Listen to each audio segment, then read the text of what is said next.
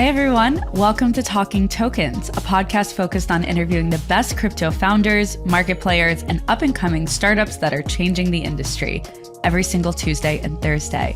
I'm Jacquelyn Melinek, your award-nominated host and former senior crypto reporter turned entrepreneur, and I'm excited to be here with you all. Now, let's get into it. Today's guest is Nikil Viswanathan, co-founder and CEO of Alchemy, a Web3 development platform that wants to bring the blockchain to 1 billion people.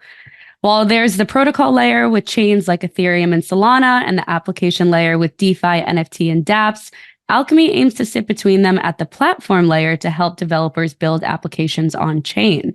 With all that said, we're excited to have Nikil on. So Nikil, welcome to the show. Thanks for having me. Excited to be here. Yeah, I think the last time we did a proper interview like this was right after FTX collapsed at the TechCrunch Miami crypto event. Yeah, so yeah. I think a lot has changed since then. Very different world. Right. You guys launched Alchemy in 2020, right? But that wasn't the first business that you created with Joe Lau. So what is Alchemy, kind of beyond like the intro that I gave, and why did you two decide to create this? Yeah, so it's a pretty interesting story. Joe and I have been working on startups for a very long time. This is our 10th year working together. We met at Stanford when we were teaching the database class. We were TAs for the database class. And I think we really bonded over this idea that there is one shot at life. You don't get multiple chances, right? Religion, reincarnation aside, how do you have a really big impact? And I think we both measure that impact on two axes. X-axis, how many people's lives do you touch? Y-axis, like how deeply do you improve their life every day? So like the number of people times depth of impact. And we had spent a long time building consumer social apps. It was really hard. We built like 12 things that didn't work. Finally, this one app ends up being the number one app in the App Store and social, and millions of people around the world. So I was doing that for a while. But I think really the idea came that there was this new technology shift happening, which, we know today as crypto or Web3. But in 2017, when we started, it was not super obvious that this was going to be the next internet scale thing, but we felt like it had a big shot at doing that. It wasn't certain, but it was probable. And what we realized was, hey, if this is the next internet scale technology, when you think about the big shifts in the last 50 years, it's been like computer and internet and now Web3, we said, this is a chance where you can have like a really fundamental impact in bringing the space to the world. So when we think about how to have a big impact, like that really drew us there. So Alchemy started actually because we had built a kind of hedge fund machine learning data science platform in 2017. And we realized, wow, it is so difficult for us to code in Web3. And we had been engineers, forever. We had coded like 15 years every single day of our lives. And we're like, man, if we have a master's degree in artificial intelligence from Stanford and it's difficult for us to do. And it's hard for you guys. Yeah. How's it going to be accessible to like the entire world? Right. And I don't say that to try to like impress you, but to impress upon you. To make a broad reach, we had to make this really, really easy to do. So the idea was born. We have this little 9-grid diagram I can send you, but basically what it does, what the gist of it is, for each technology shift, computer, internet, and Web3, there was a platform that really enabled that technology to happen. So for the computer, that was Windows and Mac, which is the operating system, which abstracts away the underlying technology and makes it really easy for people to build apps, right? So when we look at Word, Excel, Chrome, like the apps we use today, they're all built on this operating system. and that's what enabled the computer industry to happen. When you look at the internet, there's a similar company that you heard of that you never heard of called Amazon that powers the entire internet with their computing business. So Amazon has two businesses: their shopping business where you buy stuff, which everyone knows them for, and then their compute business called Amazon Web Services, or AWS for short, which allows people to build applications. And people don't know this, but most of the internet is powered on AWS.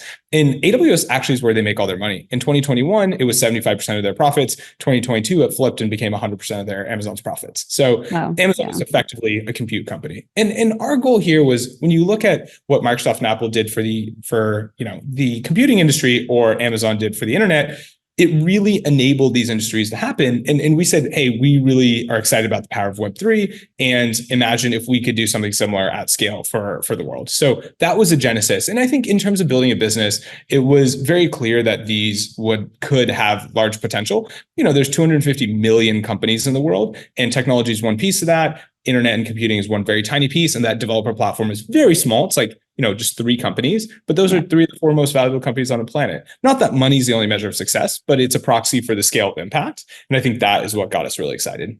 Okay, so Amazon has AWS and then, their storefront that honestly most of the mainstream audience probably knows it for. What is Alchemy's version of that storefront if you guys are aiming to be like the AWS of Web3? That's a great question. So actually the way that Amazon was built was they actually built the store first. And what happened was they had seasonal demand. So basically they had all these computers that they needed for holiday season and Christmas because people would buy a lot more things on Amazon. And so they had to have all these computers and they had all these excess computers afterwards. And they're like, okay, what do we do with these? So then they're like, oh, we should rent these out and let other people use them. And that's kind of the genesis of how AWS was built. We don't have a storefront. Like our idea was you guys like, aren't selling things out of a shop. Yeah. Yeah. And we actually built that first kind of hedge fund machine learning application, but we actually killed that because we said, look, focus is really, really important. And we have to decide exactly what we want to do. Cause we're a small team. We're like a couple people at that time. And we said, we need to focus. So as of today, we are fully focused on the developer platform and supporting the great applications that are being built. Never say never in the future. Joe and I built consumer apps for like 20 years and we still love doing that. So, maybe in the future we'll do a Microsoft model where, they built Word and Excel and all these different apps, Internet Explorer on top. Today, our full focus is on supporting developers. All right. Awesome. Obviously, Alchemy has lived through the bull and bear markets and has since become one of the leading blockchain and Web3 development platforms. You might say the leading one. How has it changed or evolved since day one? Has it become what you expected it to turn into?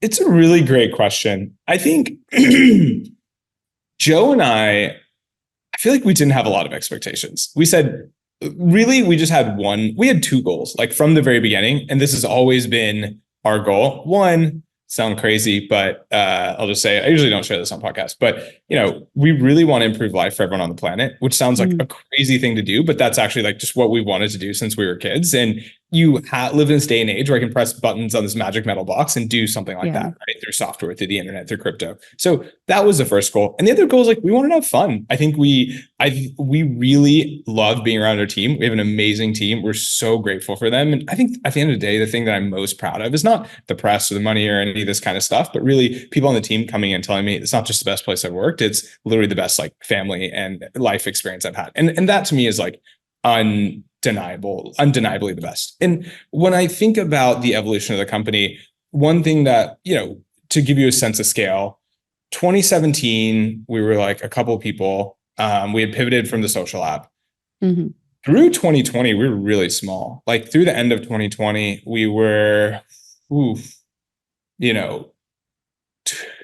I think we were like around 10-ish people at the end of 2020. And we'd worked on this for a long time. There's a big company that came to buy us for the 3rd time. And we said no. They bought another company for like $486 million.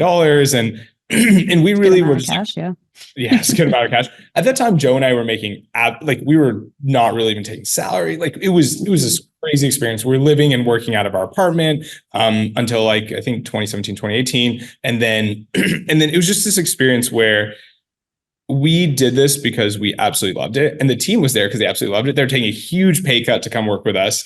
And it was kind of this like very small, like band of like brothers and sisters, like working together to build something cool. 2021 happened and the crypto ecosystem blew up. And that was the year we did 3 fundraisers. The company went from being worth 72 million at the beginning of the year to 10 billion at the end of the year. And the team size didn't actually expand that much. We grew from 12-ish people at the beginning of the year to 37, which was triple. But most companies that size are 5,000 people-ish, so or significantly larger. And we're still very, very small. Over the last 2 years, we went from 37 to 90 and then 90 to 170. So like roughly triple and then double. And I think, and I say this to kind of illustrate, like everyone said, hey, you can't have fun once you're like past 5 people, or you're not going to have that same team feel. And then it was like after 10, you can't have that. After 20, you can't have that. And after 50, you definitely can't have that. And after 100, like forget it. And I think obviously the company's changed over time, but I think we've managed to still keep like a really fun entrepreneurial energy, and people genuinely like spending time and hanging out with each other. And I think that's been really, it's been really a big blessing. And I feel very grateful for that. Yeah. I mean, I've seen your office culture. I've seen people happily there late at night during the day, celebrating holidays, dressing up. And you've definitely got some dedicated employees. And you brought up the fact that people were willing to take a pay cut to come work for you guys early on. And how do you kind of sell the dream to them? And also, when building out the company, obviously Alchemy has grown since that point. How did you maintain the culture and the same drive and vision that you have? Yeah. Those are great questions. How you sell the dream, and I'm assuming the people listening are, startup founders. I want to sell a dream. Yeah, exactly. I want to sell a dream. I think at the end of the day, I think there's two parts of it.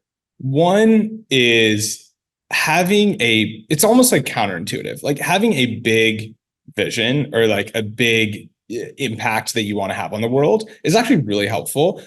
Because what it turns out is that like companies are tough. It's really hard, and you have to work really hard, and there's a lot of stress, and you have to handle a lot of things, and you have to sacrifice a lot of things. Most people see the outside and they're like, oh, wow, like it's so fun and cool. And it is. It really is the most rewarding thing I've ever done in my life. But it's also the hardest thing for sure. Right. And I think most people, if they see someone who's building a company, if they actually saw what their life was like, they probably wouldn't want to do it. A lot of great entrepreneurs have said this thing. Like even I think Jensen Huang said this recently. It was like, yeah, if I knew what it was going to take, I like wouldn't have done it. But you're building something good, right? Yeah, exactly. And I think the thing I would say about getting people excited about what you're doing is it is equally as hard to build a small company or a big company. Like that's actually a common misconception. It's like, oh, it's a small company, it's easier. It's like you go look at the sushi restaurant down the street. Those people are working super hard. They're working like really, really, really hard. And like a restaurant is a really tough business to run. And if you look at a high-tech company that's like, thousands of people or hundreds of thousands of people, it is probably like as hard as the restaurant to run and not like significant, there's a cap on how many hours and how much stress you can have as one human being. So I think the first thing here is I would say is like, have a really big vision. I think that helps attract people who are really great. Second thing, a lot of the early team came from our social network. So it was Instagram, Facebook. It was a lot of friends from school. You get the people. It also helped because we were like younger at the time, and our friends were in that stage of life. I think the stage of life matters a lot, right? If you're going after people with kids and they're working at Google and they're getting paid a bunch of money and liquid cash and all this stuff, it's a much harder sell.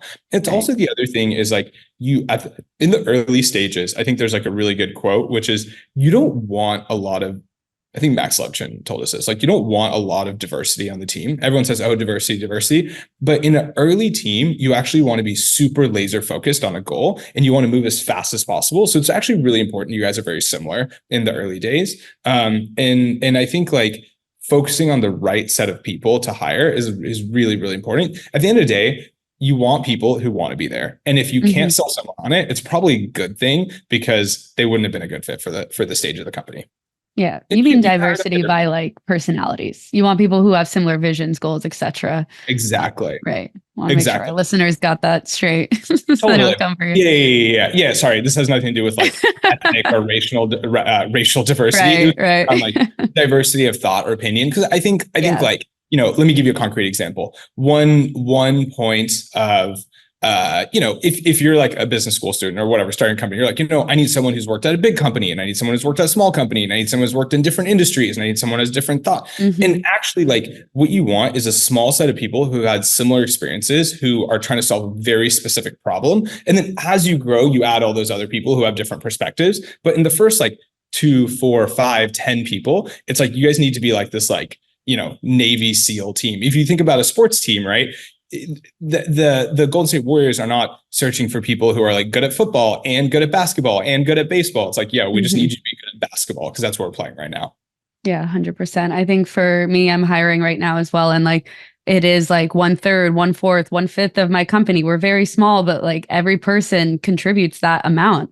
And so if like 1/3 of the company is bad, let's hope they're not, then that brings down like 33% of the quality. 100%. Yeah. So I definitely agree with you on that. Kind of looking at Alchemy's history, how has the roadmap changed for you guys? Was there something that you thought Alchemy would be doing today that it isn't? And then vice versa? Is there something you think it is, or it is doing that you would have never thought you'd be doing right now?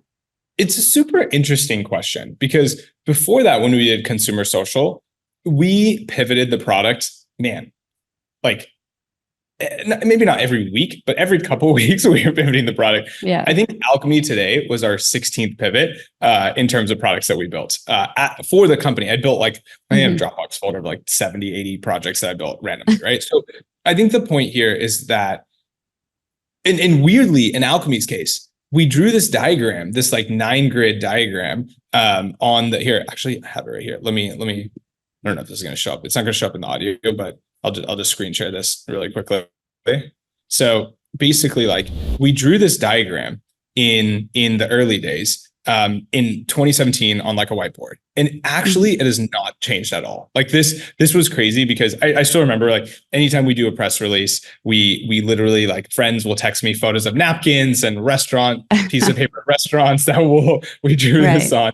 But the core vision has not changed. The implementation has evolved over time. You know, in the beginning, we started by building a developer platform for Ethereum. Now we've added a bunch more chains. We've added a lot more new products on top. But the core vision of helping developers build great products has been exactly the same. And I would say, like, that is very unusual. I think that's like very, very, very unusual from my previous experiences and talking to other people.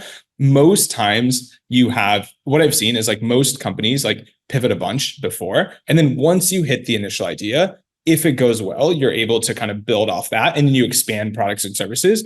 But you can, like, getting the idea right on the first try is like, I've honestly never heard of a single company that did that.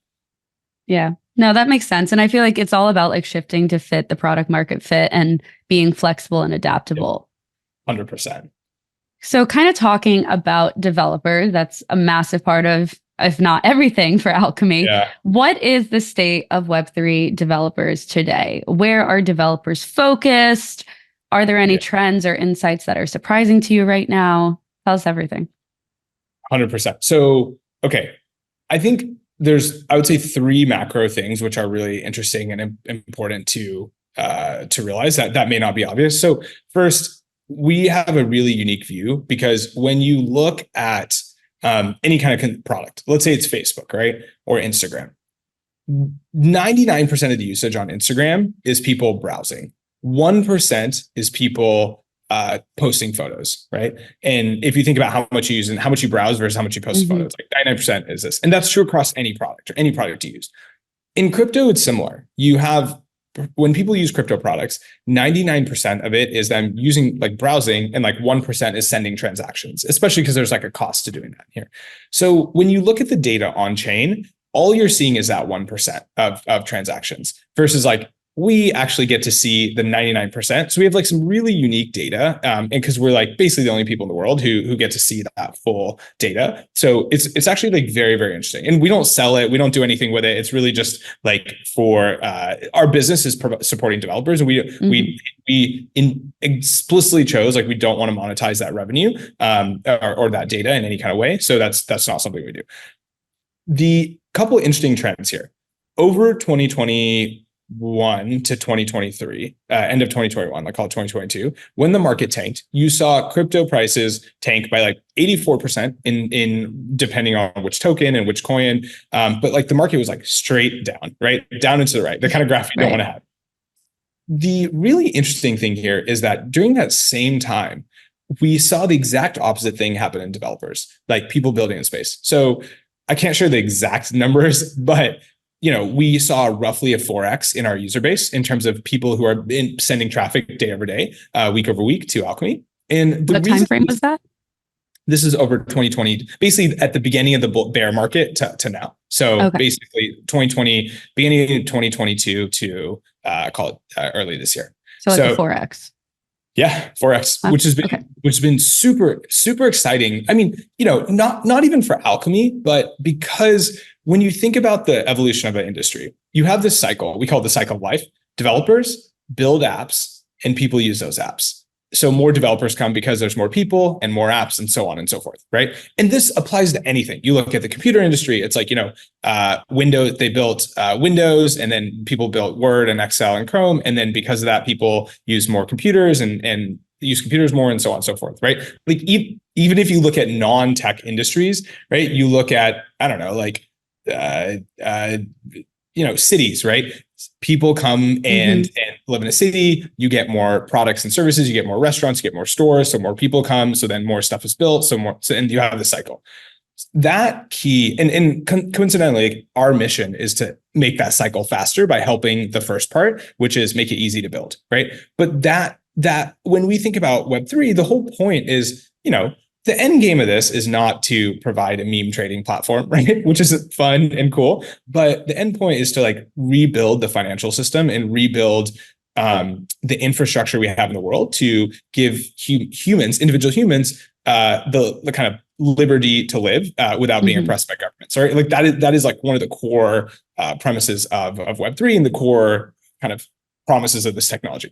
So when we look at that cycle here, what we have is, if that cycle is happening, that's good for Web3. If it is not happening, that's bad for the industry. So what happened in 2018 was we were working with a bunch of the large banks and large customers in space. When that market crashed in 2018, everyone kind of like stopped building, right? Like we were working this, I shouldn't say the name of it, but a very large bank. And they were doing stuff chain with bonds and all this stuff. And then they paused it. They were like, oh, it's a research team. We're not going to work on it anymore.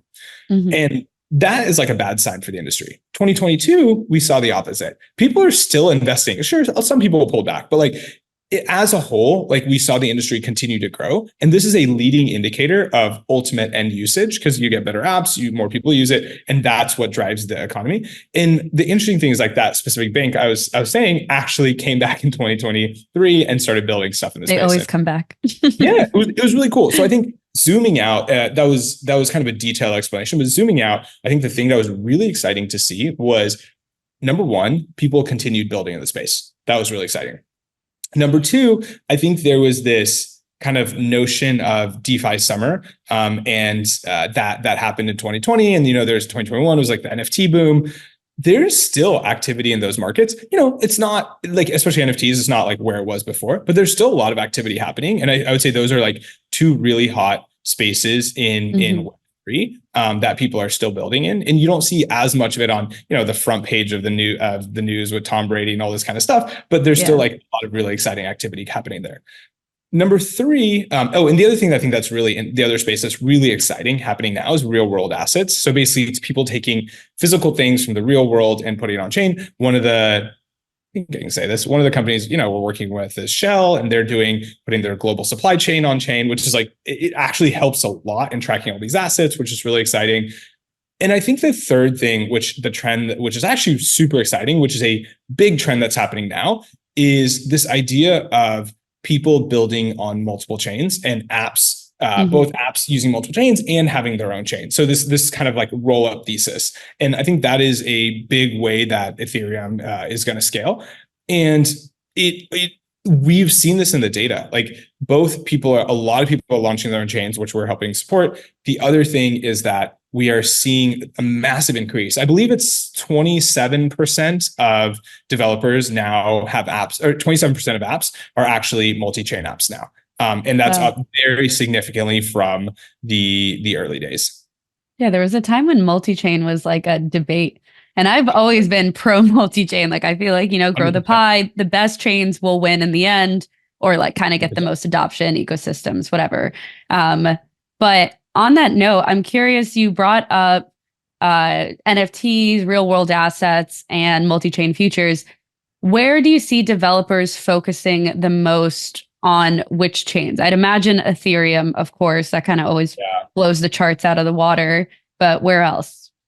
I think the way that the ecosystem is evolving. So you have Ethereum. Okay, so first there's Bitcoin, which is actually really interesting. There's going to be about 12 to 20 Bitcoin L2s launching over the next 12 months, which is super exciting to see.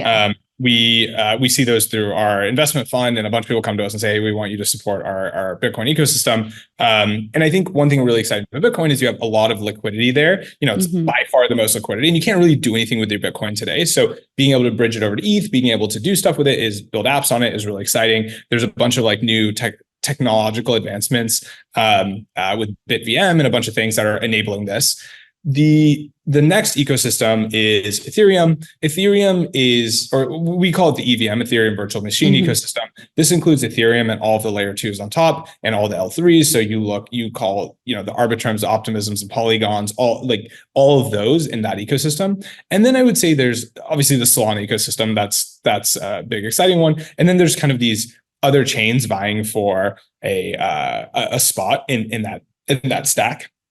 I would say the majority of activity is still on the Ethereum ecosystem today. And it's just like really tight network effects. One of the things around network effects that people don't realize is first off, network effects are really strong. Second off, you have even more network effects in crypto because you have a few things. One, obviously you have users, and then you have apps, and then you have developer tooling. You also have liquidity, which is really interesting because people deposit their money on there, so you have to get them to move it out to another thing. And then you have interoperability, like being able to work. So if I'm someone on Arbitrum, it's easier for me to get my assets to Optimism than to bridge them to Solana, right? So I think those are all strong network effects for the Ethereum ecosystem. We are seeing Solana have a resurgence today with, I think, meme coin trading in particular has really driven to that. But I would say that is the main layout of the ecosystem today. Do you see the developers kind of migrating to the Bitcoin L2 worlds? Is that something that will gain a ton of traction, or do you think that's kind of just like a hype cycle right now? It's interesting. I think I'm very excited to see how the next 6 to 12 months plays out here. My prediction is that you will see a lot of apps. I think the ones that will be really successful are the layer 2s that will be really successful are the ones that let you bridge over to Ethereum, because there's this idea of today you have all this technology on Ethereum, all these apps that are built. One approach is saying, hey, we want to rebuild all this stuff on Bitcoin. So Bitcoin has a different architecture than Ethereum. Ethereum is kind of an accounts-based architecture, which basically means you have a user account, you can send transactions between them. And then Bitcoin is a UTXO architecture. It doesn't really matter, but the idea is that it's actually pretty different to build for Bitcoin.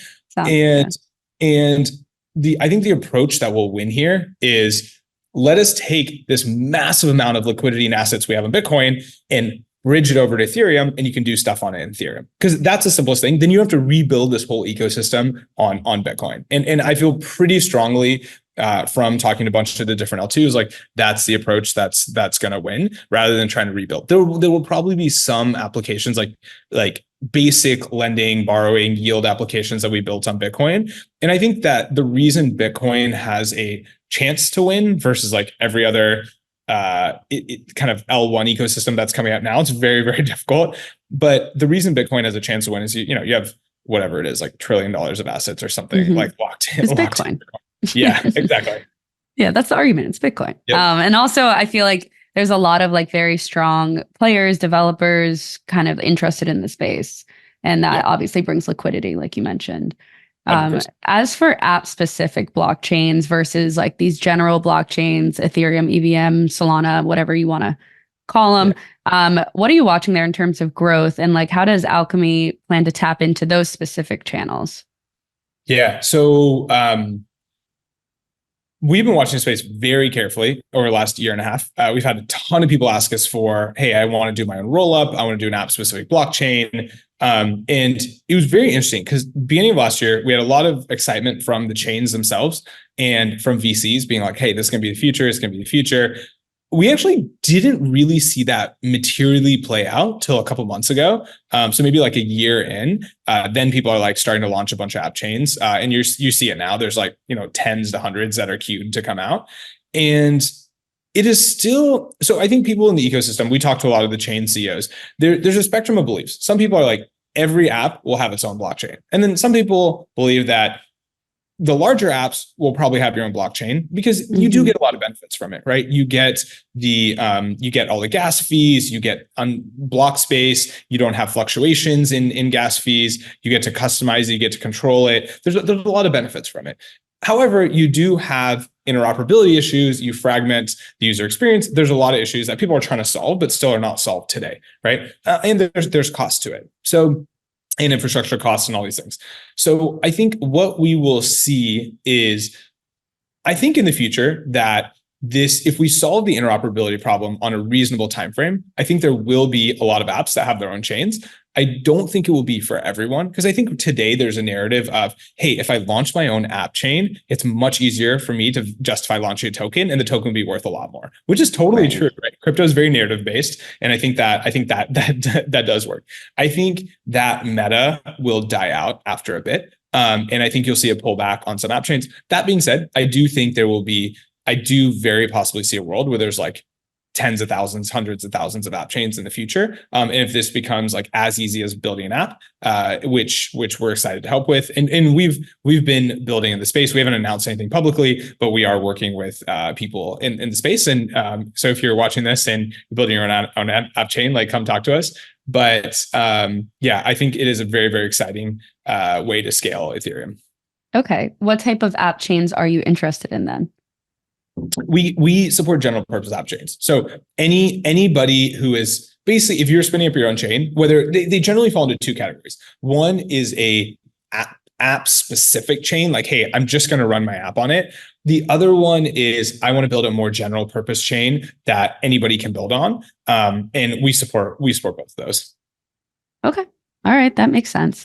Kind of taking a step back, how do you kind of see crypto impacting businesses more broadly in both the near term and then long term? And then, of course, like what role do you see Alchemy playing in that? Bringing those billion people in. Come on. Yep. Got to start there. So when you think about crypto, I kind of backing up, I really view this as a fundamental infrastructure technology.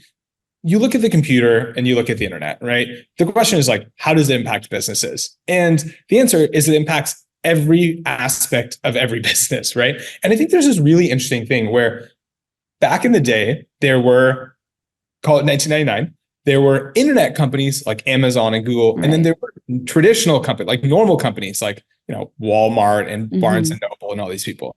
Today, there's no internet companies and normal companies. Every company uses the internet. Walmart uses the internet. Amazon uses the internet. Barnes and Noble uses the internet. I don't know if Barnes and Noble's still in business, but like Barnes and Noble still use the internet. And I think it's just this technology that is pervasive throughout all businesses. Same thing with computers. Every business uses computers. Today, there are crypto companies like Alchemy and then normal companies, right? Blockchain will be a fundamental technology layer, just like the computer and the internet, that enables all businesses to run. So I think like fundamentally, like that is out. And I think that is why it's so exciting, because it's the first, when you think about these three shifts in technology, there's the computer, then there's the internet, and now there's blockchain. Each one gave you a new building block. So computers let machines follow human instructions. Internet comes along and says machines can communicate or exchange information. Crypto comes along, says machines can transact or exchange value. And that was kind of the key innovation here. I think the other thing that's really exciting is that we're still in the very early days, right? Like today, we're still talking about like blockchain applications and, got some balloons, blockchain applications and these kind of like technology specific nomenclature. Yeah. And the really interesting thing is that crypto will be successful when no one talks about crypto anymore. And let me explain what that means. So if you when you went to dinner last night, you didn't say, I used a computing device to get to dinner and then I used the internet applications. Like, no, I called an Uber and then did like Apple Pay, right? So while we are still talking about the technology, it means the products are not good enough to stand on itself, because at the end of the day, the product value should speak for itself. You should never use a blockchain application because it's a blockchain application. You use the application because it lets you do things you couldn't do without this technology. And I think that we are just seeing the very early days. Like one cool example today, it's like, most people don't know this. I actually didn't know until recently. You can go to the airport in California and check in with a California DMV app. which is actually powered by blockchain. And you don't have to carry your physical ID, which is like pretty cool for those of you who have lost your physical ID at the airport, which is, when you think about it, crazy that we have this little piece of plastic that we carry around. That's like, this is me. And, it gets me to the bar and lets me vote and all these things. Why do we not have this digital way that is like way more secure than like, and why, if you lose your passport, you can't, like, what? Like, if you lose your passport, you're stuck. Like, that doesn't make any sense. Like this little physical piece of paper. So I think when you look at that, you see a lot of exciting applications. California, DMV built this app. You can go today at the airport through TSA. Another thing, one of our partners, we just announced, like ZK Sync last week, they are working with the government of Argentina to build out a universal ID system for the whole country. And just like, think about all of the secondary and tertiary benefits of having that. Oh my gosh, you both from government efficiency, like think about how big the government is and to kind of track and collect and all these kind of things, even like the IRS and all stuff. On the flip side, it's like, think about all the stuff that's happening with election fraud and voting fraud and all these kind of things. Like, you could eliminate all of that. You could have an election that was like instant tallied. Everyone knew it wasn't rigged, like all this kind of stuff. And, that's not a problem that just third world countries have in the United States. So I think you'll see a lot of these applications being rolled out. I think you'll see like two categories of applications, ones that are crypto native, that are crypto companies building this. And then I think the other aspect is you'll see the Facebooks, the Googles, the central banks of different countries roll out products to like millions, billions of people. And I think you'll see stuff come up in both areas. I absolutely love that. And I always use the Uber analogy too, or like when I'm ordering like Uber Eats or DoorDash, I don't know how it got to me. I just press buttons. And also on the note about the DMV situation, I always say, like, if we could make our birth certificates or mortgages or even things that we buy that are like high value, like luxury goods and NFT or however else you want to tokenize it, how much better would that make our lives? Oh my gosh. Compared to like, I don't even know where my birth certificate is, honestly. I haven't seen it like in years, if ever. And if I had it virtually, I mean, that would make life so much easier. I guess hearing you talk about this, my only question is like, why haven't these companies and businesses and government agencies adopted this yet? Yeah, totally. So, I mean, and maybe you're not the perfect person to answer that, but I guess like from your opinion, you know what I mean? Yeah. And before I say that, I think there is one downside of this, that it will take away the incredible joy of spending the entire day, 10 hours at the DMV and getting nothing done. Like, that will be a pleasure we will no longer have in the future. My day off. Yeah. Like, I'm like a pretty chill person. I feel like the one time I almost lost it was when I spent like 8 hours at the DMV and they were like, you just have to come back tomorrow. And you're also missing a document. Yeah. I was like, I'm not coming back tomorrow. This is not happening. So I think it's a very simple answer. It's that it's very early, right? AI is blowing up. Suddenly it's like AI's overnight hot thing.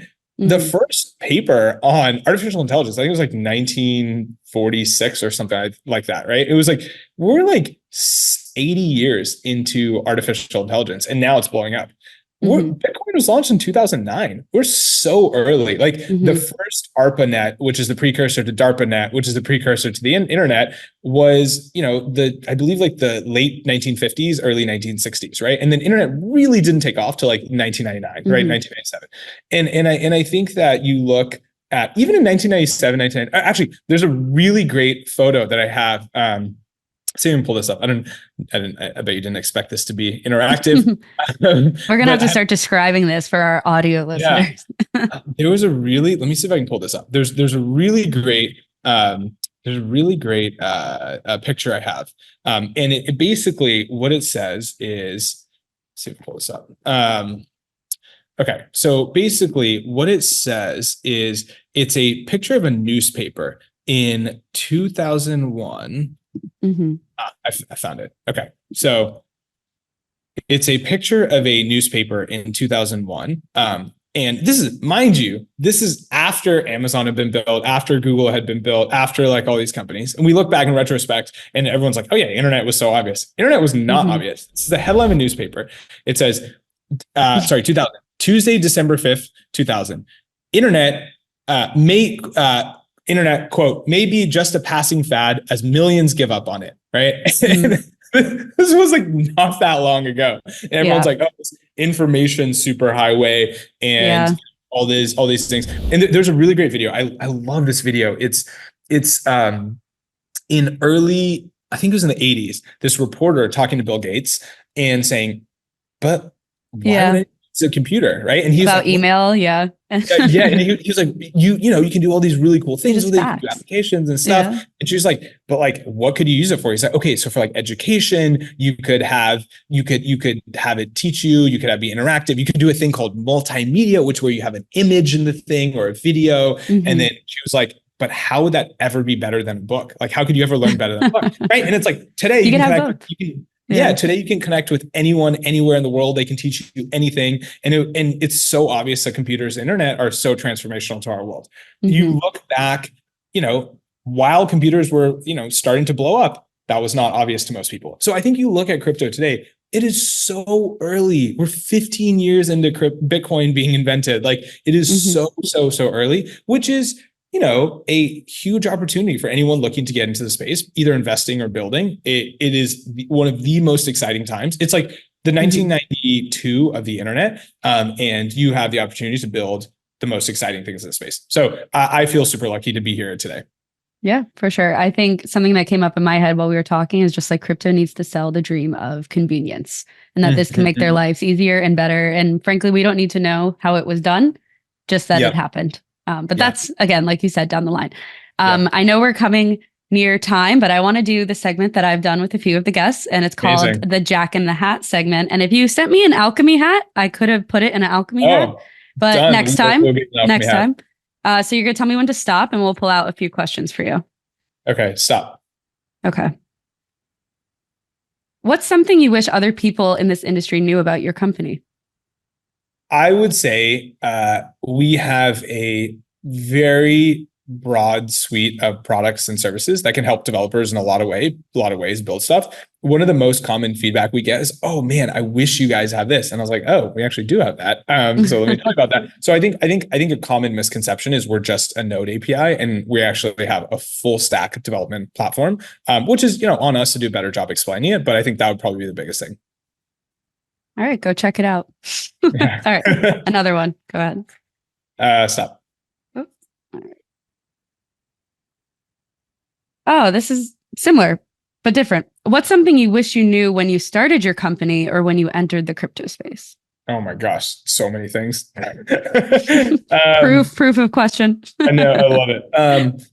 Probably one of the most important things I think would be, oh man, so many. Okay, I think one thing was in 2017, we felt like we missed it, and it was really early. I'm sorry, really late. We're like, crypto's happened, we missed the whole thing, right? And looking back, we're like, man, this is super early. We haven't even started yet, right? And I think that perspective helps you frame how you think about, you know, the work on a day-to-day basis, how you think about projects, how you think about planning. We've like very much taken a long-term approach always from the very beginning. I probably would have like honestly taken some more breaks and like chilled out a bit more. That would have been nice. Yeah. All right. Last one. And then we'll go into the last questions. Cool. All right. Anyone? Did you say stop? Oh, okay. I did. Okay. Would you rather only own meme coins or own no crypto at all? Oh, for sure, meme coins. No question. Do you have meme coins? Do you have any? I do have meme coins. I do have meme coins. Our team is very into it.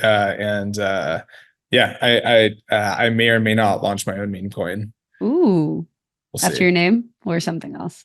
That's a good one. I had another idea. TBD. But we were I was joking with a friend. I don't think I'll actually do it. But if we do, you guys should buy it. Yeah, thumbs up on that one. I don't know what it is with Zoom and showing us funny emojis, but okay. Yeah. Last major questions for you is, what else are you watching right now that you think other people should pay attention to? Like in TV or in like crypto or? I meant in crypto, but if you want to give us a TV show, you can too. I actually don't watch TV, so I was like, I don't have an answer. I've seen like 20 episodes of TV my entire life. It was mostly the Power Rangers when I was a kid. So what am I watching? Well, I think the things that are really, really, really interesting are the advances in technology on the kind of frontiers of the key problems in space. So one of the key problems, scalability. You're seeing a lot of app chain stuff come out. It's really exciting. Another key problem is user experience. I think account abstraction, which is this concept of today, your wallet is something that you have to manually control. Like you sign in, you make a transaction, all things. And account abstraction, which our team helped build a lot of the early technology around the bundler, the paymaster, and really like helped. We've really invested in this over the last couple of years, like very deeply. And one of the things that, year and a half, one of the things that it enables is the concept of a wallet to be a smart wallet or like a programmable wallet. And what you can do with that is now you can really make the user experience of crypto way simpler. And I think this will be a new technology. It's still very early, but I think the applications of this will answer one of the big questions everyone has, which is so hard to hold my crypto. I have these like seed phrases and pass phrases and all this kind of stuff. And we can make that all go away, right? And I think that's an area which we actually have a product in, which we've invested in a lot, which is this full white labeled wallet solution, which makes the user sign in with their email password, and it makes it kind of seamless for them. So I think what I would say is if you're excited about the space, focus on the kind of technology, and that will lead you to the most exciting areas. So I guess one of the things I also wanted to ask you is obviously you're extremely busy, you're running this company, you have all these employees. You just told me you don't even watch TV. How do you kind of prioritize health and relationships when it comes to running a startup? That's tough, honestly. It has probably been something that Joe and I've personally not done a super great job at because we work all the time, and it's really tough, like both health wise and I think relationship wise. Like when you're just like in your office, one thing that Joe and our philosophy had always been really focus on building a product and talking to your customers. And we didn't do a lot of the conferences and the speaking things and all that kind of stuff. Right. And like for the first many, many years, we're just locked in our office, like working. And I think that leads to a good outcome on the business side. On the personal health side, probably a little bit less. I'm recently single. So if you're watching this and, your friends are happy and positive, set me up. But I think what I would say is, we felt like we were late to the space. So we were like, we need to hustle all the time. And at the end of the day, the reality is a startup is a marathon. You're running very fast in the marathon. You're kind of like sprinting, but do try to take care of your health and relationships and friends and stuff. And I think it pays off in a big way. And I think the other thing is like, there will be periods when you need to go very intense and cut everything else out. But as a whole, like trying to find, it's not going to be balanced, but what I would suggest, instead of doing 100-0, maybe you do 80-20 or 90-10, and put a little bit of time into that. Amazing. That kind of leads into my last question for you is, can you leave us with a piece of advice, something that you've carried with you throughout your time at Alchemy? Yeah, this is I have probably 10 hours of advice on all the things we messed up. But that'll be the next episode. Yeah, the next episode. I think I would say two things. For anybody interested in the space, it is still very, very, very early, and there's a lot of opportunity. And for anybody who's a consumer and thinking about, should I buy crypto? Is Bitcoin too high? Is Ethereum too high? I give this not financial advice, but I tell my friends and family, it's like, take a little money. You don't mind losing completely. Buy Bitcoin or Ethereum, and then just don't touch it for like 5 years, and you'll be very happy. Again, not financial advice, do your own research, all that stuff. But that's why I tell the people I'm close to. In terms of people who are building in the space, I think probably one of the biggest pieces of advice I can say is two things. One, just focus on building something people want. It sounds very obvious, but it is probably the biggest thing I think seeing people mess up. Really just talk to your customers and see if they actually want what you have, and don't get attached to the product. Get attached to the idea of like building something that's valuable, and be willing to pivot your product and throw it away and move on and do something else. Right. I think a lot of times people get very attached to their product because your ego is wrapped up in it, and it's really difficult. And I've been there like so many times. And I think the very last piece of advice I would say is my co-founder Joe has this great quote, it's not the big that eat the small, it's the fast that eat the slow. As a startup, your main weapon is speed, and you need to move as fast as possible. And that will determine if you're moving as fast as possible, iterating customer feedback, you can build something pretty cool. Amazing. Nikil, thank you so much for coming on the show today. It was an absolute pleasure. Thanks for having me. Really appreciate it. It was a lot of fun.